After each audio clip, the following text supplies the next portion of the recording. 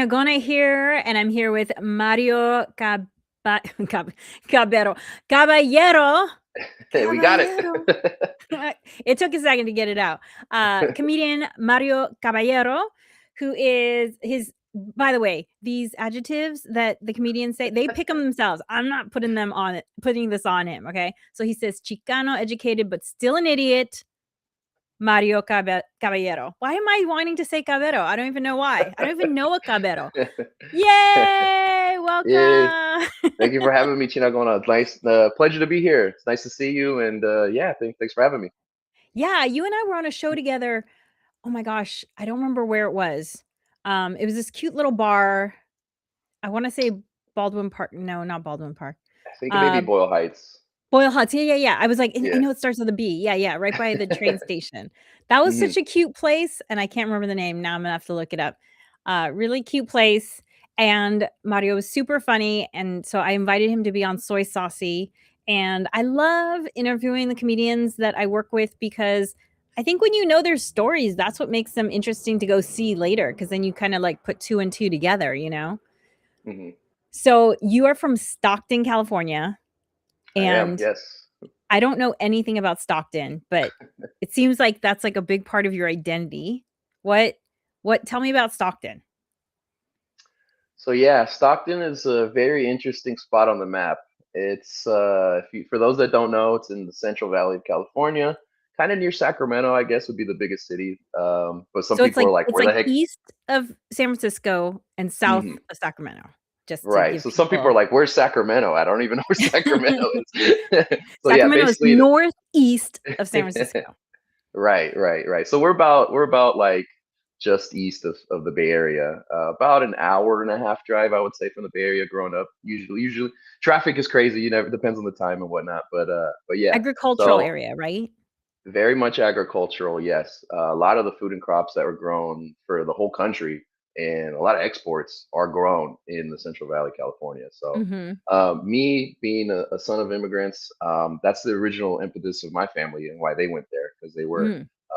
my grandparents were laborers or farm laborers, so they picked the fruit and whatnot out in the area until they're able to move on to other jobs and other things in life. But yeah, that's the main roots. That's the reason why we're there, or we got there initially. But Stockton is a very interesting spot because I think we were talking earlier.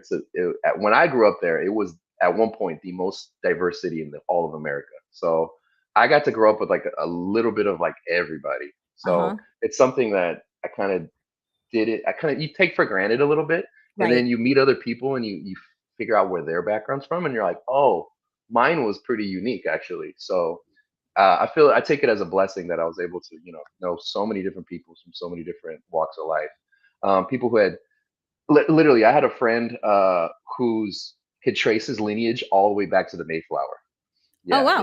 in elementary school, and at the same time, I had friends who had just recently come to America. So it's like the Yeah. gamut of it, and yeah, So when so you came to LA, was coming to a diverse city like LA, so it wasn't that big a difference for you? I personally, yeah, I didn't find it that big of much of a difference. You walk around any part of town and you see people of different shapes and sizes, colors, whatever. That wasn't too new to me. But then Uh-huh. I talk to other people and they feel kind of weird, like, oh my God, there's so many of these people. I've never seen these people. I've never heard this language heard over here or stuff like that. And I'm like, oh, that's new to you? Like what? Like it's just kind of like normal, I guess, in my respect. Yeah.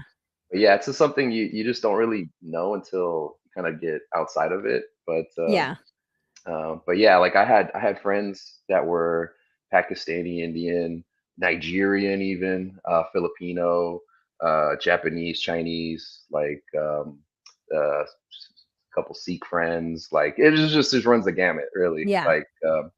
Um, but yeah, when you move out here to LA, I notice it's a diverse city, but at certain times it can be a bit like secluded in terms of the different like ethnic groups. Like sometimes Mm. certain people live in certain areas, and sometimes they don't mix as much as other Mhm. cities.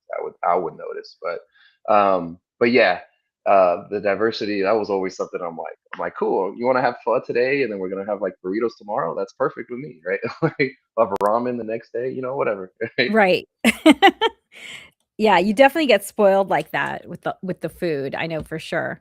So why Chicano educated but still an idiot? Well, I did go to college, so I do have a degree. So I feel like I do have like the capability to know what the heck's going on and uh, to figure out, like what's the real story here. But at the same time, my head just goes into dumb places. So like sometimes I take that information and I just go like, oh, isn't this a dumb thought? And Like sometimes that's where what? my comedy comes from. Well, I'm perpetually online. Sometimes I'm online too much. So I read a lot of like weird stuff, conspiracy theories about the news. And I know recently there was one about the ex-president of Venezuela, Nicolas Maduro, and Uh-huh. there was a lot of photos taken of him when he was abducted, and then when he was brought to America and whatnot. But some people online, they noticed he was wearing a different outfit in every single photo, and some people were using that as to speculate, oh, maybe these are fake pictures, maybe it's AI, maybe he's taken a different location, maybe he's not even in custody, maybe he's in Cuba or something, hanging out with Tupac, right? So, but the way I took it was like, oh, he's got a bunch of different outfits in a short period of time, and it's around New Year's. In my head, he must have made an agreement with the government, like, all right, I'll give myself up, but my wife just got me all these new presents and I haven't been able to wear them yet. So I think he just wanted to get a few fits off before he was taken Or into maybe custody. some sponsorships he had to fulfill online, so he had to brand ad. Exactly, exactly. Yeah, he's got to show off the Nike fleece tech, the whole outfit, right? Now I'm gonna have He's to got to go look show at it the off. photos and see all these outfits. I did not catch that. I did not hear about that at all. One of them he has like a quarter zip on. The other one he has like a full suit jacket with like a whole like button down shirt, and it's like the other one he's just wearing a t-shirt. It's like how did he get all his clothes? Like what are they doing? That's funny. So So yeah, so you told me that your brother and sister recently moved to the LA area. correct. Uh do you feel like older brother responsible for them, or like does being an older brother, does that make it into your comedy? A little bit, a little bit. I'd say yes and no. Maybe in the sense that uh, I think that we saw that maybe getting some space leaving Stockton was probably good for my mental health. They saw I was having a Mm. good time.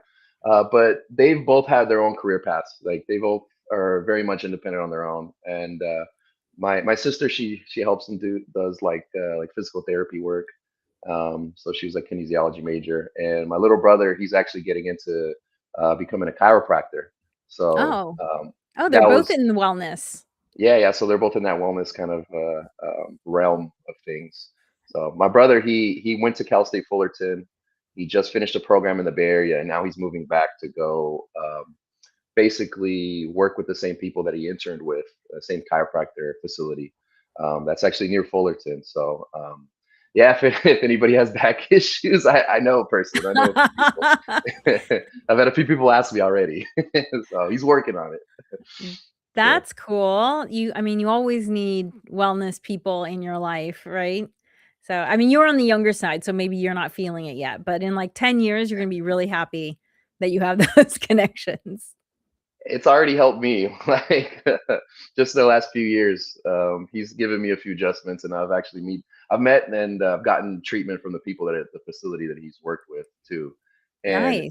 it's such a small world. Some of the people that he works with I actually went to high school with, so it's like Oh, wow. it's a weird connection how like everything just comes together that way. But yeah, small world. So You're making me think of things. I'm like, maybe we should do like comedy and wellness, like listen to a set and get your back set. I don't know what that, crack up. yeah. Hopefully, I don't know. I don't know. Yeah, yeah, I like it. I like where Something. this is going.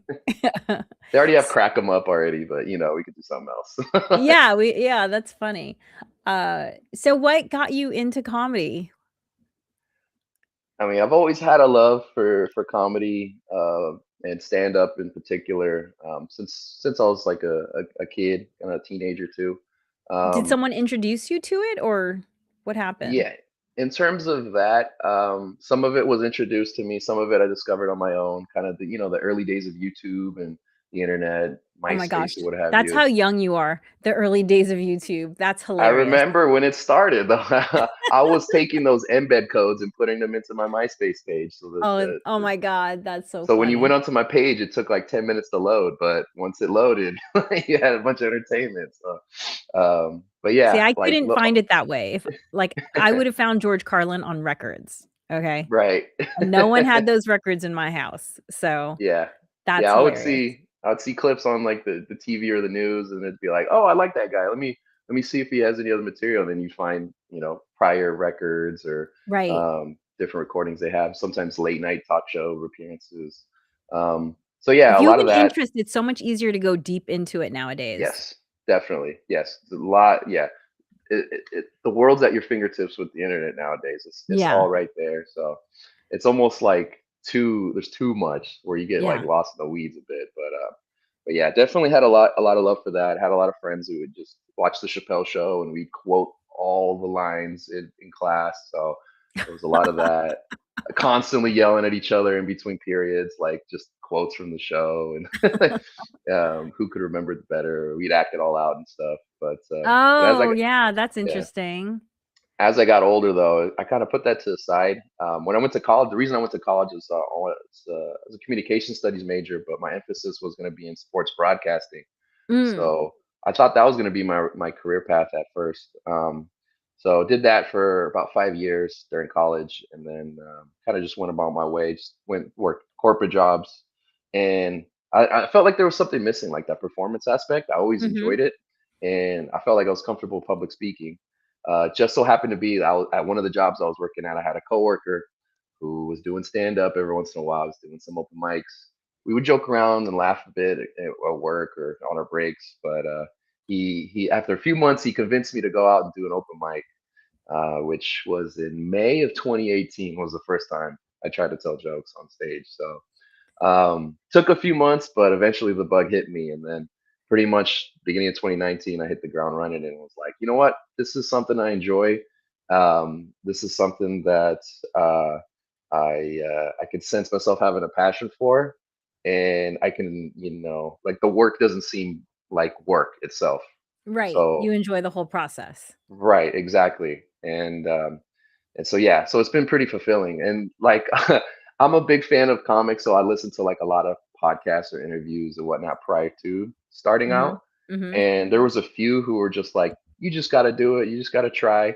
And I'm like, man, I'd hear their stories, I hear their life stories. I'm like, they're such a screw up in so many other things, but they found this one thing that they can kind of, just tether their lives to, and everything else worked out. And I'm like, man, I have so many bad like other things that I was dealing with in my life. I'm like, why not, right? Right, Right. So like some of the comics that were like, yeah, it sometimes can be a lonely endeavor, and it's like there's a lot of ups and downs mentally and emotionally, and sometimes some of the things can be depressing. And I was like, I'm looking around in my life, I'm like, I already have all this thing to begin with already, so why not just tell jokes and just get this trauma off of me a little? nothing So left to lose. right, I was like, all right, I'm already there anyway, Yeah. so like, why not? But so it's been a real fun ride, and I've been enjoying it. Well, I Yes, also feel like a it's lot one of of ups those and downs. things where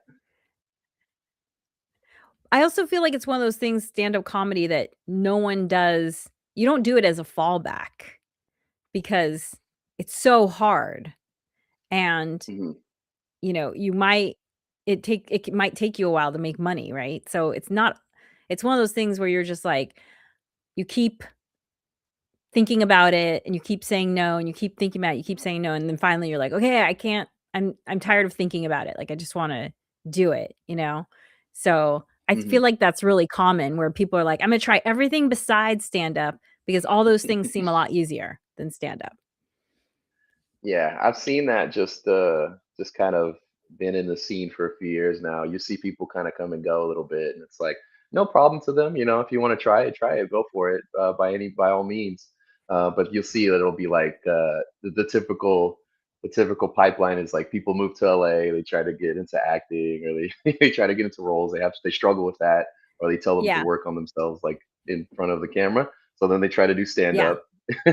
So then sometimes, whatever that happens, So some people continue with it and they have Right. great. Other people, you could tell it's like, oh, this is a means for you to try to get popular and like promote yourself. And then as soon as you Right. can do something else to do that, a lot of times they give up the joke telling, which, it is what it is. But yeah, I've seen that kind of like play out a few different times over. But yeah, I guess that's unique to the LA market. Because I meet comics that are like in Arizona or Oregon or Texas or whatever, and Uh-huh. it's like they're doing it because they love it. Like they love the game. Like you can Right. tell there's no airs about, oh, maybe this could lead to another opportunity. It's like, no, no, they just want to tell jokes to those 20 people who are in that bar that day, right?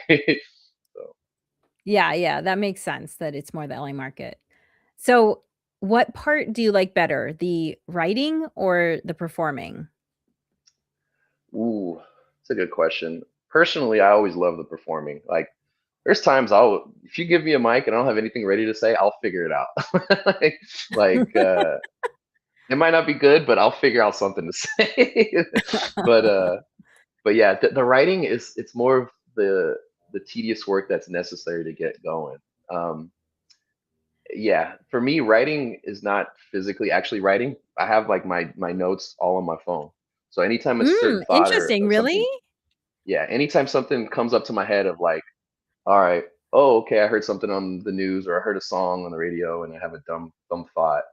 I write it down in my phone. And then when I go to open mics, I usually try to look through some of the more recent stuff and try to, verbalize it how I thought of it in my head. And then Yeah, sometimes it's like, okay, this worked perfect. I like, oh, cool. Now I have a little chunk. And other times it's like, nobody enjoyed that. So it's like, well, where did it go wrong? And then, okay, try it a few more times. Still doesn't work. Okay, all right, I'm gonna put it aside and work on something different. right. But yeah, no, that whole process, it's to me, it's kind of a little intertwined. It's hard to break them up at times because sometimes you're Mm, in the moment performing, but you're also writing it as you're going. Because sometimes I'll have a thought, but I don't know where that thought leads me, and then I'm in the mm, moment, and now I'm going left over here, or I'm going mm, right this way. And then subsequently, I'll go back to my notes and kind of add, okay, this worked. Oh, I did it this way, so add a little blurb or um, yeah, I have like two main notes in my phone, and one of them is just my thoughts, and the other ones are like my set list, like what I'm trying to perform that day. So mhm. before I go on stage, I might write 5 jokes. I might only do two. I might do all five. You never know, right? Sometimes I breeze through them, or sometimes okay, the audience is working with me on this one. Now I got to mess with them a little bit more and to stay in that pocket, stay present. But yeah, I personally perform well. I like the performing aspect of it better, but the other side is always fun too because it's like just endless possibilities. I'm just sitting there going like, oh yeah, what if Maduro did have a TikTok account and he was doing the get ready with me like before Yeah, the I like abduction, that. like right? Yeah. So that's fun also. Get ready with me as I get extradited. Yeah, exactly. Here's me texting the CIA. I chose fleece for that casual moment. Yeah, yeah. My Okay, well, wife, my people can lovely. absolutely see you at Soy Saucy. The QR code's up there. Or you can go to soysaucy.com. You also have some other shows coming up? Yes, yes. I have a few shows that I help produce and run. Um, one of them I just ran this last Tuesday on the 13th at Thai Angel Bar. So we do a show. It's going to be every second and fourth Tuesday of the month, and it's a good show for to get a lot of my friends on. We usually have like 5 or 6 comics, and we have a good time there. A little bit more intimate venue, and then I have another show that I also help um, with the Cosmic Comedy Group over at Common Space down in Hawthorne, and it's at a brewery. And that one's monthly, so that's every first Wednesday of the month. And I know we didn't mention it before, but I'm also a DJ, so I help DJ the show. I do some stand up, and do a little bit of everything there. But yeah, those shows have been great. Shout out to all my other co-producers on that. They've And been super should super amazing for a few years. should people go to, like, your website or Instagram to find out where's the best place? Yeah, definitely my Instagram. So you can find me at Puro Caballero. That's Purocaballero. Or you can type in my name. You can kind of see it right here, Yeah, Mario yeah, yeah. Caballero. I'll put the You can link type to in it Mario too in there. C. Perfect. There's an image, cartoon image of me holding a microphone, so that's how you know it's me. So Well, thank you so much for joining me today. It was super fun, Mario, and I look forward to Soy Saucy on the 25th. yes, yes, look forward to it. Thank you so much for having me both on this show and on the 26th. And yeah, if anybody else is watching, hope to see you there.